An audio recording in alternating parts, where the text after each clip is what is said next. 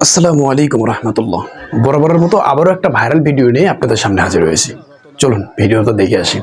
এভাবেই গেল মঙ্গলবার কুষ্টিয়ার দৌলতপুর উপজেলার প্রাকপুর ইউনিয়নের মাঠপাড়া গ্রামে কনের বাবা রতন আলী তার মেয়ের বিয়েতে বরকে মেয়ের ওজনের সমপরিমাণ যৌতুকের টাকা দেন দাড়িপাল্লায় মেপে। দাড়িপাল্লার একদিকে ছিল কনে ও অন্যদিকে ছিল সমপরিমাণ 1 টাকা, 2 টাকা ও 5 টাকার মুদ্রা, যার ভিডিও সামাজিক যোগাযোগ মাধ্যমে ছড়িয়ে পড়লে জেলা জুড়ে সৃষ্টি হয় আলোচনা সমালোচনার ঝড়। তবে প্রকাশ্যে টাকা দিয়ে বিয়ের বিষয়টি খুব একটা ভালোভাবে দেখছেন না স্থানীয়রা।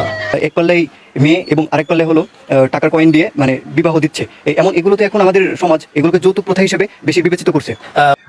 সবশেষে আমি একটা কথাই বলতে চাই, দেখেন আসলে আমাদের দেশে তো যৌতুক প্রথা এটা হচ্ছে নিষিদ্ধ, কিন্তু এভাবে দিয়ে আবার যৌতুক প্রথাকে বাড়ানোর কি দরকার আছে?